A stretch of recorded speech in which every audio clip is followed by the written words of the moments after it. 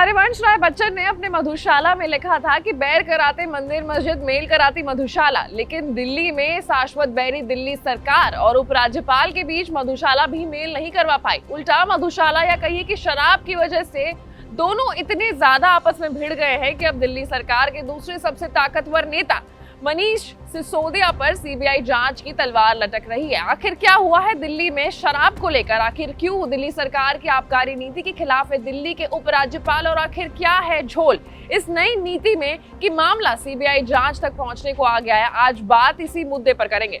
नमस्कार, मैं हूं आशी और आप देख रहे हैं अनकट। दिल्ली की नई आबकारी नीति के कारण दिल्ली की राजनीति में भूचाल आ गया है। सबसे पहले क्या है दिल्ली की नई आबकारी नीति, वो जान लेते हैं। सबसे पहला, पूरे दिल्ली को 32 जोन में बांटकर हर जोन में 27 लिकर वेंडर रखने की बात कही गई है। इसमें फैसला किया गया है कि दिल्ली सरकार अब शराब बेचने का काम नहीं करेगी और अब दिल्ली में शराब बेचने के लिए सिर्फ प्राइवेट दुकानें होंगी। हर वार्ड में 2 से 3 वेंडर को शराब बेचने की अनुमति दी जाएगी और शराब दुकानों के लिए लाइसेंस की भी प्रोसेस को आसान और फ्लेक्सिबल बना दिया जाएगा। आप सोच रहे होंगे कि वाह क्या नीति है, विपक्ष को क्या दिक्कत होगी?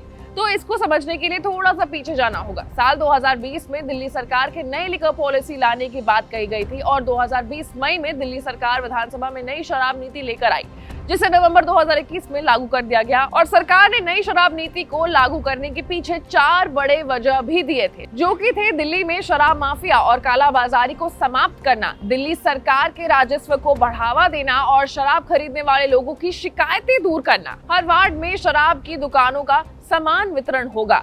अब नई नीति लाने के बाद से दिल्ली की सड़कों पर लंबी लंबी कतारें लग पड़ी हैं शराब खरीदने के लिए, क्योंकि इस नई नीति के कारण शराब व्यापारियों ने शराब के दामों में अंट संट छूट दे रखी है। यानी कि केजरीवाल सरकार ने नई शराब नीति में अब लाइसेंस धारियों को एमआरपी प्राइस पर शराब बेचने की बजाय अपनी कीमतें तय करने की छूट है, जिसके बाद विपक्ष ने इसका कड़ा विरोध किया और फिर दिल्ली आबकारी विभाग ने कुछ समय के लिए छूट वापस ले ली।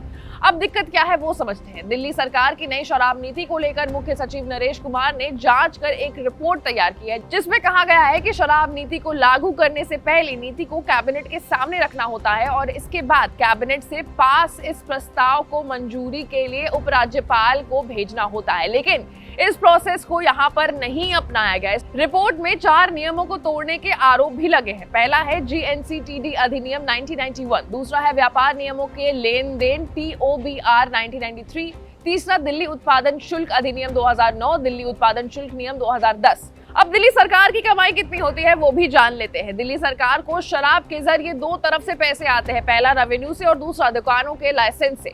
तो 17 नवंबर 2021 को दिल्ली सरकार ने नई शराब नीति लागू की थी। रिपोर्ट्स के मुताबिक दिल्ली सरकार ने अकेले लाइसेंस की नीलामी से 8,900 करोड़ रुपए कमाए थे। ये नीलामी के लिए सरकार के रखे बेस प्राइस से लगभग 26.7% ज्यादा है। इसके अलावा 15 सितंबर को मनीष सिसोदिया ने दावा किया था कि नई पॉलिसी से सरकार को 3500 करोड़ रुपए एक्स्ट्रा रेवेन्यू मिलेगा, जिससे दिल्ली सरकार की कमाई बढ़कर 10,000 करोड़ हो जाएगी। वहीं अब पूरा मामला जो है अब सीबीआई के हाथों मर जाता दिख रहा है और क्या झोल झपाटा है वो भी जल्द खुल करके सामने आएगा। लेकिन ये अपडेट जो है वो सबसे पहले अनकट के ऑडियंस को मिलेगा, लेकिन उसके लिए आपको अनकट को लाइक, सब्सक्राइब और शेयर करना होगा। साथ ही साथ आपको इस नए आबकारी नीति को लेकर के क्या लगता है, अपनी राय को जरूर से जरूर कमेंट सेक्शन में रखें। मैं थी आपके साथ आशीष सिंह और आप देख रहे थे अनकट।